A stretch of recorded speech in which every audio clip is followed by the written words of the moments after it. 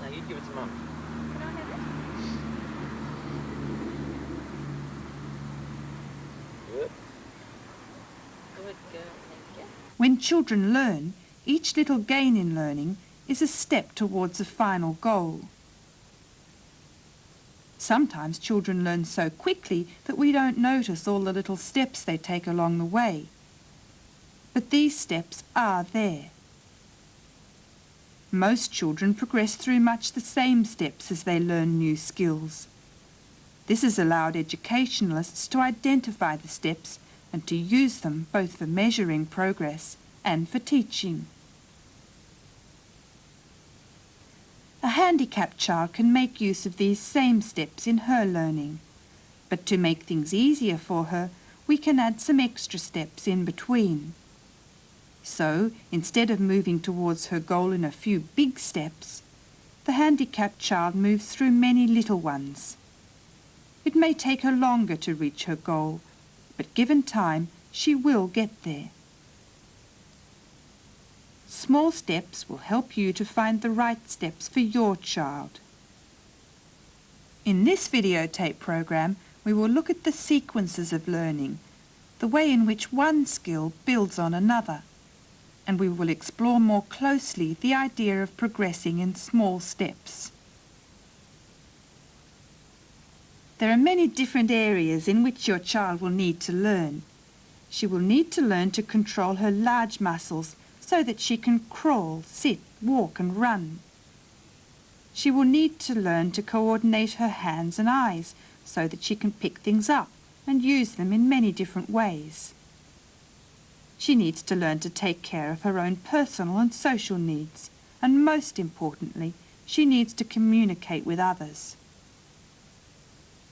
You can use the idea of steps to make learning easier for your child in all these areas. In your Small Steps manual, you will find sets of steps that cover many of the skills that children normally learn in the first 4 years of life. Each set of steps is called a sequence. Each sequence is based on normal development. That is, the steps are arranged in the order that children normally acquire them. There are many different sequences of development. This is not surprising when you consider the number of skills that small children learn. We will look here at just 2 of the sequences.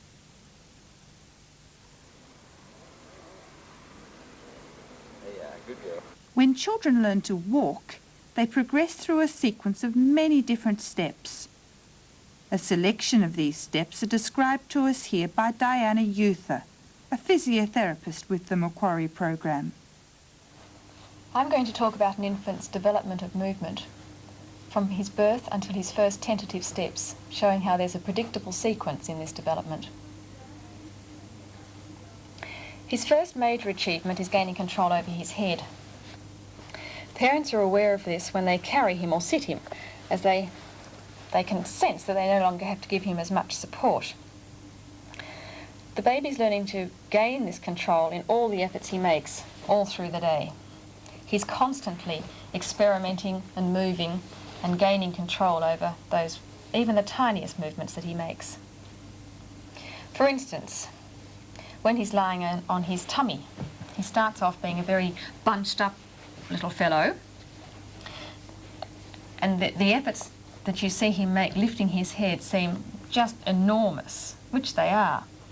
But gradually he learns and gains control over this and is able to lift his head up and look around quite comfortably and quite competently. He's not only working on head control lying on his tummy, but also lying on his back. When you first take hold of his hands and pull him to sit, his head will dangle precariously behind his shoulders. With time and effort, he is able to bring his head not only up in line with his body, but eventually he tucks his chin in and anticipates your pulling him up and leads with his head. It's important also to place the child on his side, because not only does he enjoy playing there, but he needs to develop control of the lifting his head sideways, which he will do in this position. It's important during the early months, when you're carrying the child and having to give him quite a bit of support, that you reduce that support as you feel he's gaining control. In the carrying, you don't have to carry him with your arm right up near his head. You can reduce it down a bit lower and carry him down here. Again, when he's sitting, if you support him around his shoulders, he can hold his head quite well without you needing to put your hand behind his head. This head development alone may seem like an enormous amount of work, which it is, but at the same time he's developing control over his head, which incidentally is vitally important for all his future development. He's also developing in many other areas. For example, he must learn to gain control over his arms. Again, when he's first brought home from hospital, we see this bunched up little creature lying on his tummy, head right down, arms stuck underneath him. With time and lots of practice, he's not only getting his head up, but he's getting to be able to lean on his, first of all, bent arms, and then on his straight arms.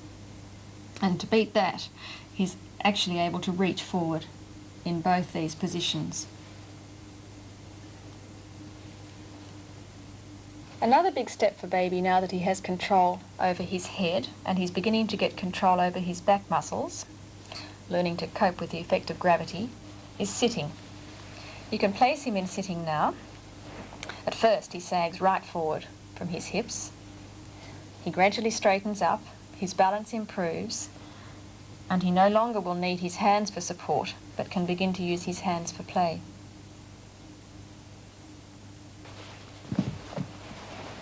Soon you'll notice that he can get from his tummy on the floor up onto his knees, into the crawl position. He'll play around a lot in this position, rocking, taking a knee forward, lifting a hand up. And from that position, he'll learn to get to a sitting position. And eventually, he will learn to get from the sitting back to the crawl position.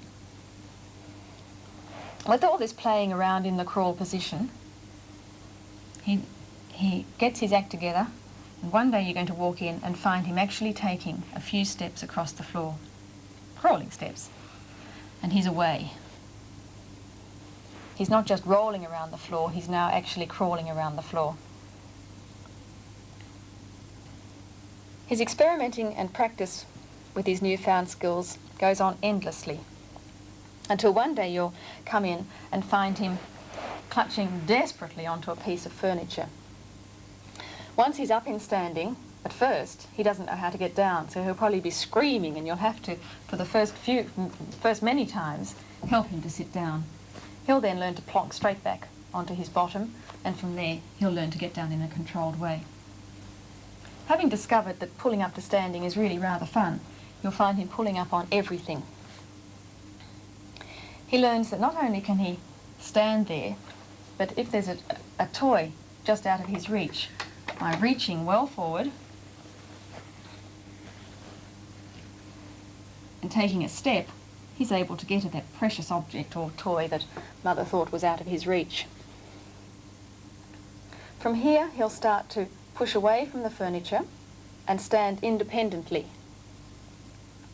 At about this time, he's able to walk with two hands held, and this progresses to being able to walk with one hand held. Around this time, he's learning to stand also independently from the centre of the floor. He can stand there for a short while and then he'll plop back down again. With all the practice he's doing of walking around furniture, between chairs, pulling up to standing, walking with one hand held, he's becoming a very competent, very controlled young man. And one day you're going to walk into the room and there he'll be, balancing precariously on his feet, but taking his first couple of tentative independent steps. Here are some of the steps which Diana described. The child first learns to lift his head when he is pulled up to sit, and to hold his head steady when he is supported. He learns to bear weight on his arms when he's on his tummy, and then on his hands. He learns to sit by himself and to get into the crawl position, where he experiments with rocking to and fro. He learns to get from the crawl position back to sitting again. Then he crawls alone. Next he learns to pull himself up to stand and to cruise around the furniture. Soon he can stand alone and walk if his hands are held. First 2 hands and then 1. Finally he is ready to walk alone.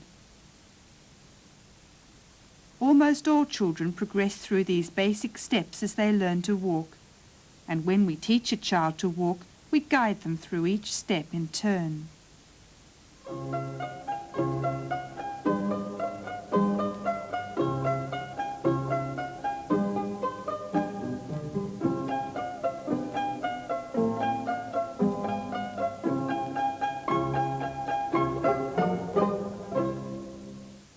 Now let's look at another sequence. Diana explains here the steps by which a baby's hand develops from the closed fist of the newborn to the mature grasp of the older child. When you first bring your baby home from hospital, you'll notice that his hands are fisted most of the time. Over the next short while, his hands will become more relaxed, and you'll notice that they are open most of the day. During this time, when you present a rattle to him, he'll grasp it, but it's not an intentional grasp, and he will quite accidentally drop the rattle. Also around this time, if there's a mobile hanging nearby, or a toy that's within his reach, he'll swipe at the toy, sometimes grasping it, and often not. This is because when he swipes, his hand automatically closes when he contacts the object, whether or not he has obtained it. Next, you'll see that his hands are coming to the midline. He spends a fair bit of his time lying on his back or on his side in these early months. And in this position, he'll get his hands to the midline, and he loves playing with them. His hands come past his eyes, and lo and behold, what's that interesting thing he's seen? And he starts to gaze at them and is fascinated by them alone for a while. He's able to grasp at his clothes, and he's able to bring them up to his mouth. And the same thing on the side. It's a nice idea to let him have a variety of positions to play in. Again, you'll have toys nearby, and he's able to swipe at them, play with his hands, and bring his hands up to his mouth. He grows out of this fascination with watching his hands because now he's growing up. He's becoming a big boy, and he's able to actually hold an object and play with it. He can now actively hold that rattle and shake it and think, gosh, that's fun, this is super. Progressing on from here, he's being able to actively reach for the toy. Up till now, you've had to hold it fairly close, or close for him so he can just grasp it. But now he's able to reach and grasp the toy on his own. He learns to do this first of all in lying, and then he learns to do it in sitting. He still needs to be supported well in sitting, as he's getting some control of his head, but he's a bit wobbly in his trunk. And at this time, he's getting both his hands together. He'll often reach with both hands, not just with one hand. He's becoming a very clever young man because now he can hold not only one object, but 2 objects and play with them at the same time. He might well drop one, lose interest in that, and continue playing just with the one. The same thing will happen when he's still on the floor. And at this time too, he's becoming very interested in himself. He'll reach for his knees, and having explored those, becoming a bit more proficient, he gets his feet. And you'll find him with his toes in his mouth, thinking that's a wonderful new experience. His grasp gradually becomes more and more mature. At the stage he's at now, he's able to sit still with support, but he's able to reach and rake at and grasp a toy. He's using this side of his hand at this stage and gradually coming towards the centre of his hand. So he's raking and obtaining the toy, but on the little finger side. Thumb not involved yet. As he gets older, his reach and grasp matures. He's becoming more accurate in how he can reach. He doesn't reach over here and then zone in. He actually reaches, pauses while he thinks, now how do I go about this, and then grasps the toy. He's getting to the stage where he's getting more control over his total body, so he can reach in more directions. He can reach over to the side, up in the air. Along with the control of his trunk, he's got control of his shoulder girdle, so he can maintain his arm out against gravity now and reach wherever his balance will allow him. His grasp is a lot more refined. We're getting to the stage now where he is able to pick up smaller and smaller objects. Instead of the toy being in the centre, it's coming over more to the thumb side of his hand, and his thumb is actually coming into play. He can pick up, for instance, a raisin now, as he's using his thumb against the side of his finger. He's only bringing it in to the side. He's not yet, as we do, bringing it right across to the little finger. He's just using it to support the raisin against his finger. With time and with lots of experimenting and lots of opportunity to play, he will get that refined right down to the tip of his finger, so he will be able to pick up the minutest little speck of dust from your carpet. At the same time that this grasp is maturing, he's learned that this finger is really quite an exciting entity on its own. And he's learning to poke with the finger. He'll find whatever object you happen to have lying around on the floor and poke his finger into it. He'll pick this up and play for a while, putting his finger into it, taking it off. If you're holding him, your face is full of interest. You've got ears and noses and mouth and eyes, all of which are a game for his finger. The whole time he's been developing his grasping and his reaching, his releasing has also been developing. And our smart little fellow can now sit on his own, no longer needing his hands to support him. He can obtain a toy from the floor, but he can also release it. And he loves at this stage posting objects. He'll post anything you happen to have lying around into, for instance, an ice cream container with a hole cut out. He's also enjoying putting rings on sticks. Again, it's practicing this skill of releasing. He'll pick it up and drop it on. First of all, in a fairly inaccurate way, and he refines that with practice.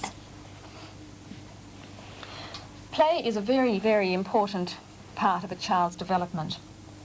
But two objects, and play with them at the same time. He might well drop one, lose interest in that, and continue playing just with the one. The same thing will happen when he's still on the floor. And at this time too, he's becoming very interested in himself. He'll reach for his knees, and having explored those, becoming a bit more proficient, he gets his feet. And you'll find him with his toes in his mouth, thinking that's a wonderful new experience. His grasp gradually becomes more and more mature.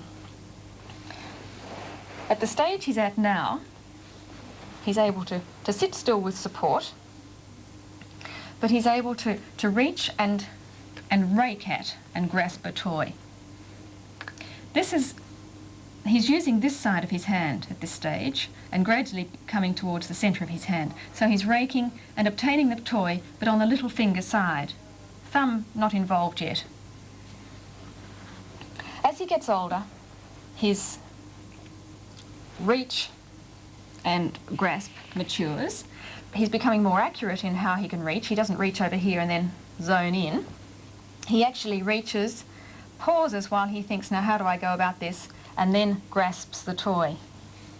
He's getting to the stage where he's getting more control over his total body, so he can reach in more directions. He can reach over to the side, up in the air.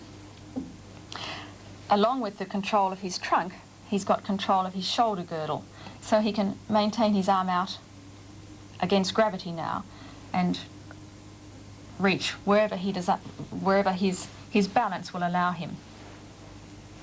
His grasp is a lot more refined. We're getting to the stage now when he is able to pick up smaller and smaller objects. Instead of the toy being in the centre, it's coming over more to the thumb side of his hand, and his thumb is actually coming into play.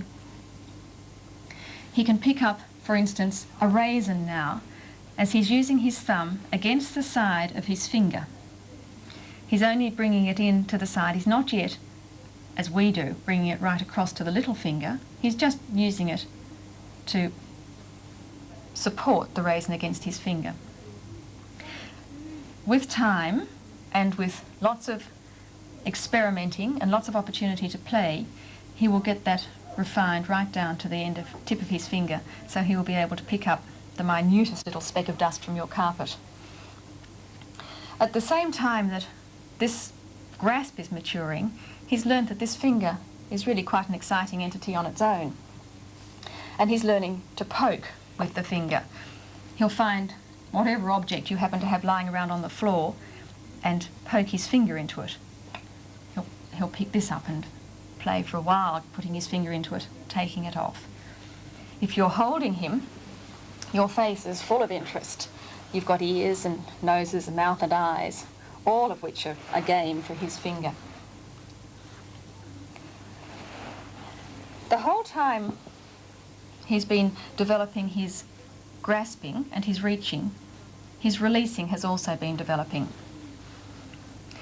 And our smart little fellow can now sit on his own, no longer needing his hands to support him. He can obtain a toy from the floor, but he can also release it. And he loves at this stage posting objects. He'll post anything you happen to have lying around into, for instance, an ice cream container with a hole cut out. He's also enjoying putting rings on sticks. Again, it's practicing this skill of releasing. He'll pick it up and drop it on. First of all, in a fairly inaccurate way, and he refines that with practice. Play is a very, very important part of a child's development. It's not only fun for him, and it's time for mother to get whatever chores she has to done, but it's also a vital learning experience. It's important that the child have a variety of toys, objects to play with. He needs to have the larger objects when he's not able to, when he still has a gross grasp, and then he needs the smaller ones as he's refining his grasp down to the tiny wee pincer.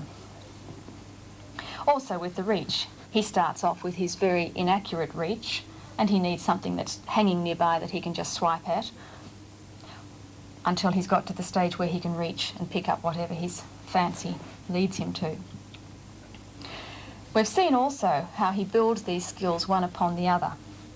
He starts with, again, his gross grasp, and that refines right down to the pincer grasp. But if he doesn't have the opportunity and the experience in play, these skills are much harder for him to learn.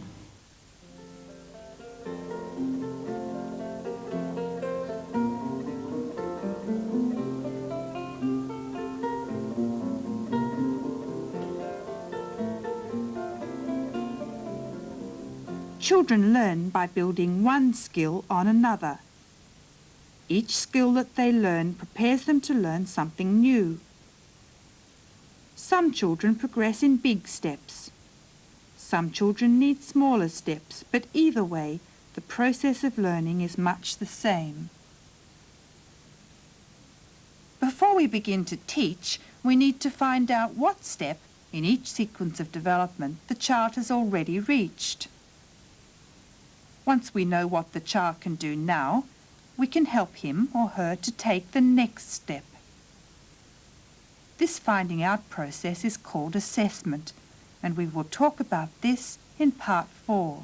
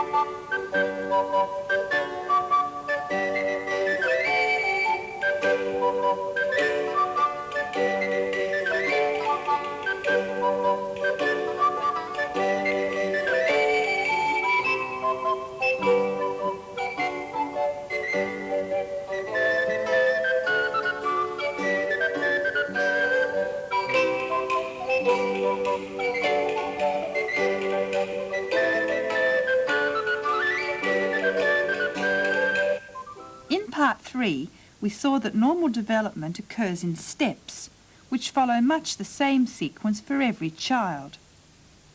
When you follow these normal developmental sequences in your teaching, you help your child to build on her existing strengths, step by step, towards goals that are common to all children. Before you can decide what to teach your child, it's essential that you know exactly what she can do right now. Then you will be able to look at each sequence to see what skill comes next. We call this procedure assessment. Assessment is the very first step in setting up a teaching program. Phil is assessing Jennifer. Let's watch them for a while. Jennifer, watching me, I want you to kiss Dolly. Lovely work. Listen, I want you to jump Dolly. That's right, you can jump Dolly. Well done. We'll put him away. Here, Phil is seeing whether Jennifer can follow simple directions involving action words. Bear's in the bath. Listen, I want you to push Bear. That's nice work. You can push Bear. Right, listen. Here's a block. I want you to wash Block. You can wash Block. That's right. Put the water in.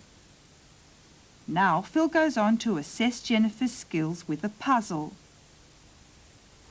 Pig in.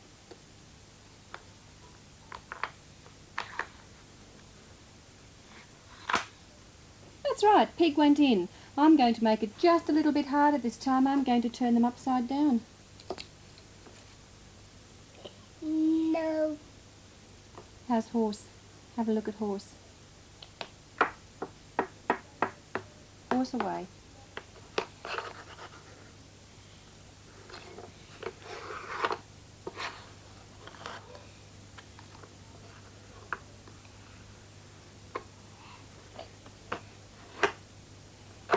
Oh yes, you put the horse in. Phil has spent some time beforehand planning what she would do in this session. Now she is observing how Jennifer goes about the various activities. That's what assessment is. It is planned observation. When you assess your child, you will plan to observe exactly what your child can do. To help you make accurate and objective observations, Small Steps gives you a checklist of items to assess and a method for assessing each one. It will help you to make sure that the skills you select for teaching will be just what your child needs. Let's look now at how to plan your assessment. You will need the Developmental Skills Inventory. This is the checklist of basic skills in Part 3 of your Small Steps manual. Here, the skills to be assessed are grouped in subject areas: gross motor, fine motor, receptive language, and personal social skills. Communication skills are assessed in a different way, which we will discuss later in this series. The skills in the checklist are listed in the order in which children normally learn them. On the basis of what you know about your child, decide on a likely place to start assessing. Do this for all the subject areas. Now, locate each skill that you plan to assess in the sequences in Part 2 of your Small Steps manual.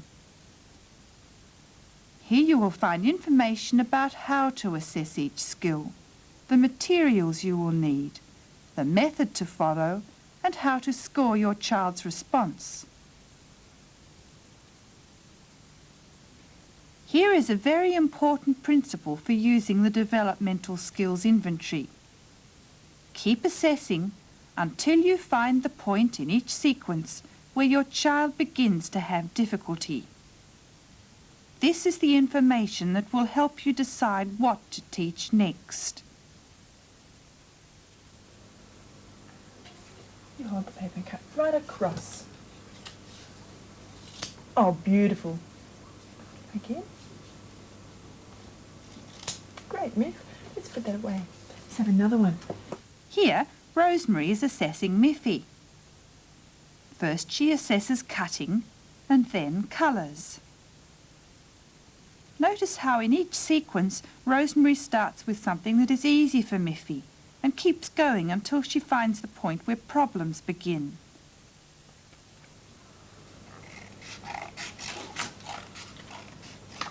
Oh, good.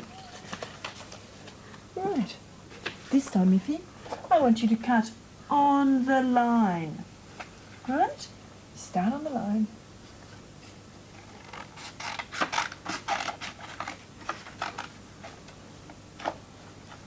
Ready? Keep going.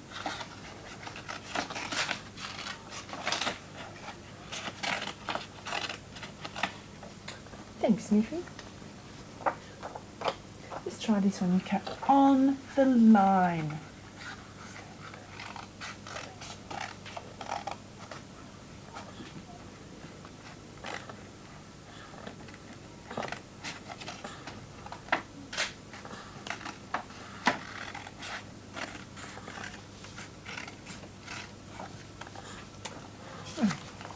Last thing, Miffy, I want you to cut out the square. You cut out the square.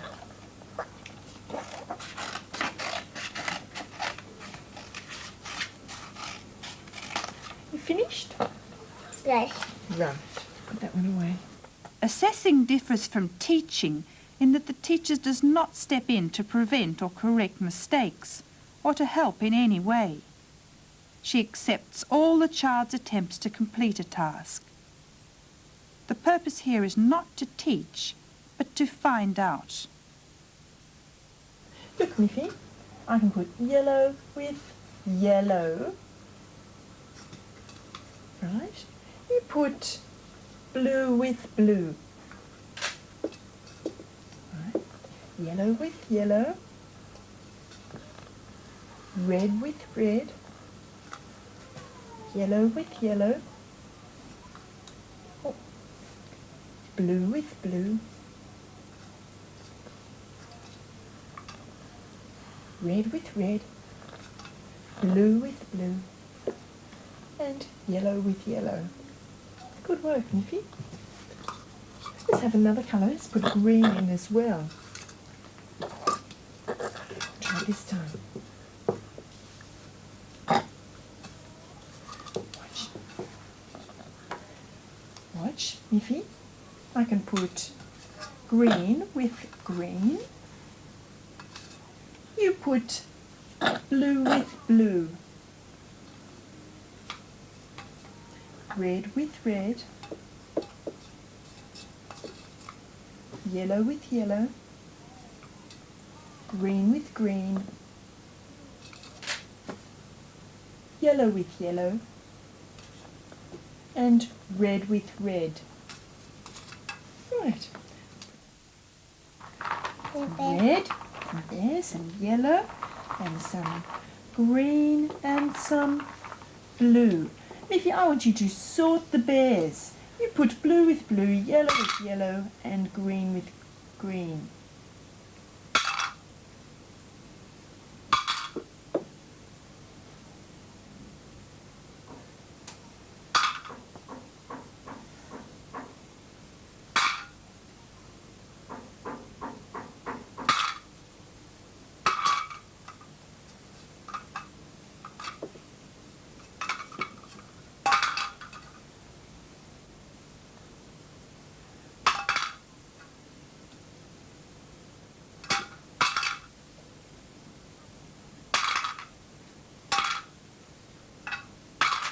All finished? Yes.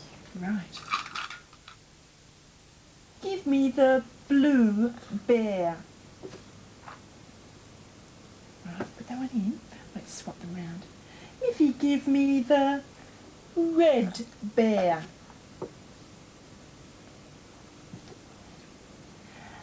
Miffy, looking, you kiss the blue bear.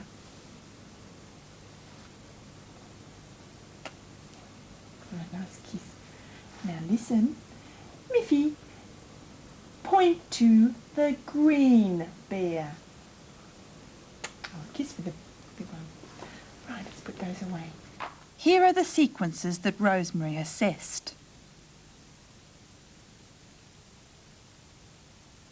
Miffy scored well on the first 3 steps, but had difficulty cutting out the square. Similarly, with colours, Miffy had success with matching 3 and 4 colours, but could not sort or select colours. This information will tell Rosemary exactly where to start in Miffy's new teaching program. Oh, beautiful. Good girl. You cut the square in 2. We do some more? More, right. One very important principle of assessment is to make it as enjoyable as possible so that your child will show you the best that she can do. While it makes little sense to help her with the tasks you are assessing, you will want to give her every chance to do the best she can without your help. Choose a time when your child is in good health and clear up any worries you have about her eyesight or hearing and so on before you start. Don't expect your child to sit through long assessment sessions. Plan to do a little each day. If your child does not respond to an activity, try it again another time, perhaps making more of a game of it.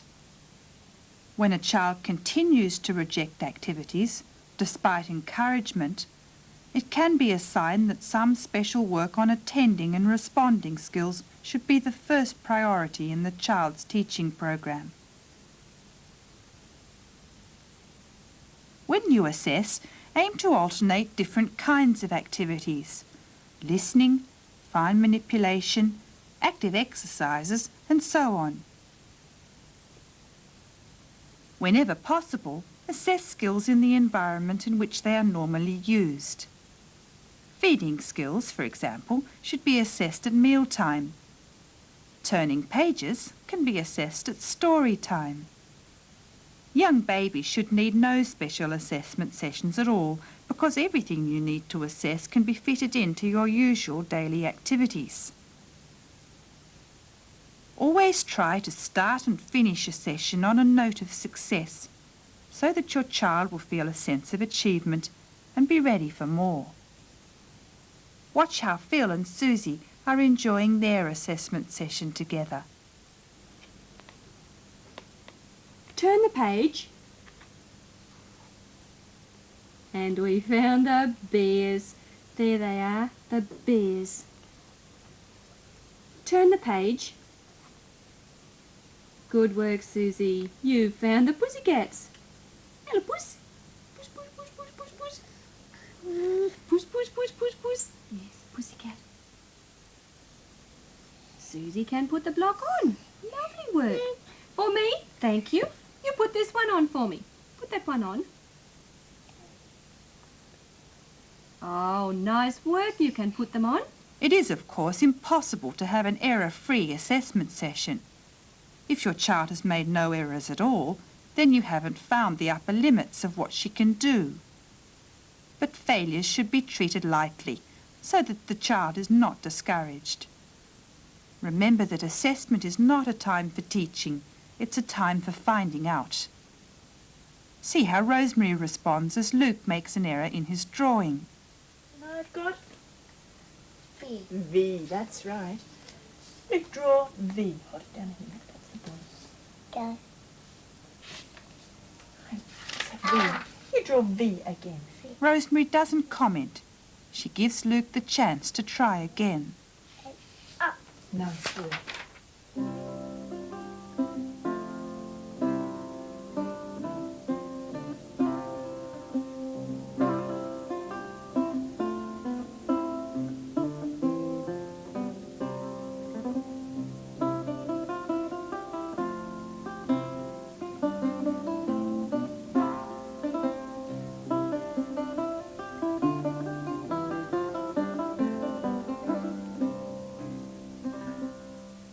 Let's go back now over some of the guidelines for constructive assessment. Plan to find the point in each sequence where your child first experiences difficulty. Assess in natural settings during normal daily activities whenever possible. Where special assessment sessions are necessary, make them short and varied. Don't dwell on failures and start and end each session on a note of success. After you have completed your first assessment, you may like to assess again, perhaps a couple of times each year, so that you can see progress and take a fresh look at your child's strengths and needs. The time that you spend planning and carrying out your assessment will be time well spent. It will help you to plan a program for your child that is just right for her, a program which builds on the skills she has now and takes her step by step towards new skills which will make her experience richer. In Part 5, we will talk about how to use your assessment to select the skills your child needs to learn next.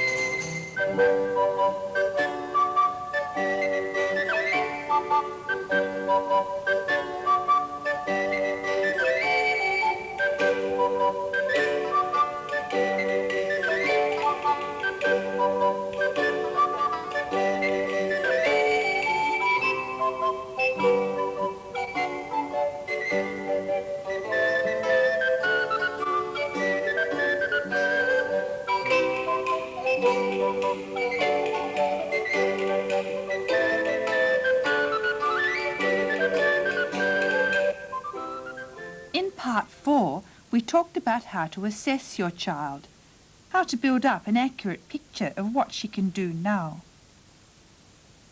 It is time now to decide what to teach next. We call this setting objectives. Objectives tell us what we are aiming for. They describe what the child will be doing when he has mastered the next step in the sequence of learning. In his assessment, Ross was able to select familiar objects when given a choice of 2. The next step in this sequence is selecting objects with a choice of 3. This becomes Ross's new objective.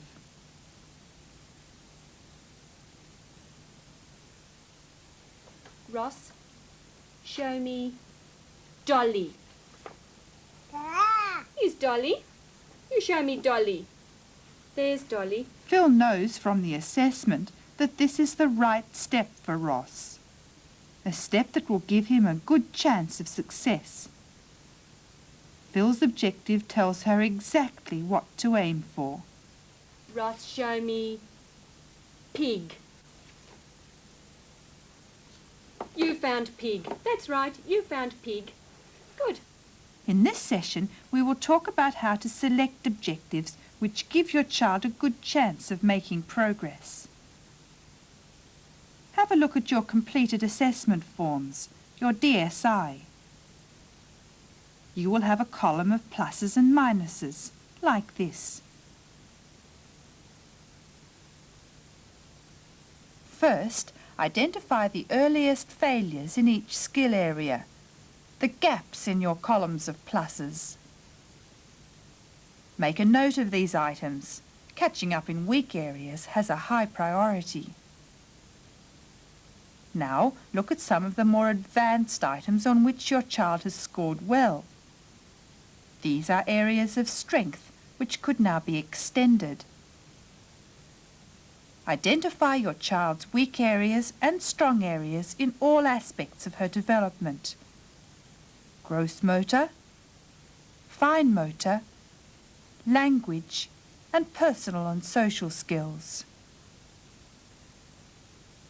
This procedure may give you a long list of possible objectives, more than you could hope to teach at any one time. Let's look now at some ways to reduce your list further. First, look up each possible objective in the sequences in Part 2 of your Small Steps manual. Here you will find more information about each item, why it is taught, and what is involved. Next, consider which objectives could be part of your normal daily activities. You will find that many skills can be taught with no special time being set aside. They will simply help you to make the most of the time you are already spending with your child. Oh, I don't think it's dry. Do you think it's dry? No, it's still wet. What about this one? It's still wet. We can't take that off either. And I think that's still wet too. Oh, dear. We'll have to wait till the sun comes out, won't we? Hold your hands out like that. No, 2 hands. Ready, set. See? That's better, isn't it? I've just got one more plate left, and then the knives and forks. They're in there in the water. Did you think Mummy had lost them? There we are. Yeah. Okay. Now squeeze the dishcloth out. That's it. Really tight so there's no water left in it, darling. That's right. Now Mummy will run the cold water and you wash all the suds down the sink with the dishcloth. Please. Wash the suds down the sink. Look. They're all going. They've gone. Now can you wipe the sink out for me? That's right. There. I'll put some more water. Now wash the sink out. That's a good girl. Now squeeze it really tight. That's right. You got it? Well, squeeze it really tight with 2 hands, that's right. So tight there's no more water left. Leave it there and the job's all finished. When you have identified the objectives that will not take extra time, consider how much time you could set aside each day for special teaching sessions with your child. Most preschoolers work best in short sessions of about 10 minutes, and you will be able to practice about 3 objectives in each 10-minute session, depending on your child and on the objectives that you choose. But your list may still be too long. If so, choose the objectives that seem most important to you. Chances are that these will be the ones that are most important to your child too, and the skills you must leave aside now can always be taught later. Keep in mind that you are aiming to extend your child in both her weak and her strong areas, and aim for a selection of objectives which will combine to make a varied and interesting teaching session.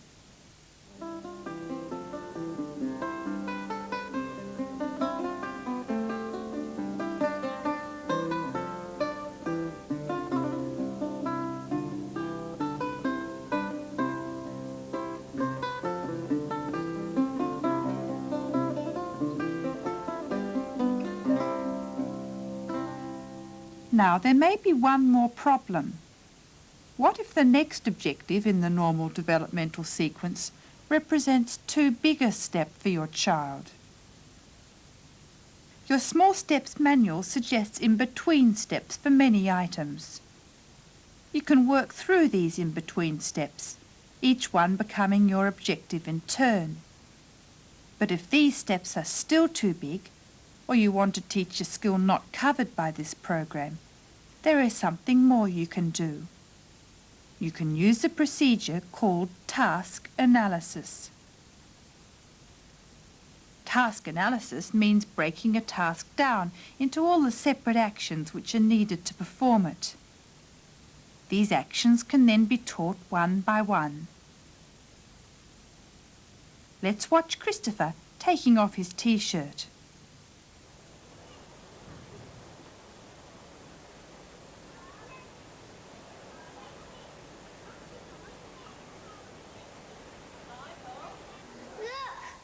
Because Christopher is good at taking off his t-shirt, he does it in one continuous movement.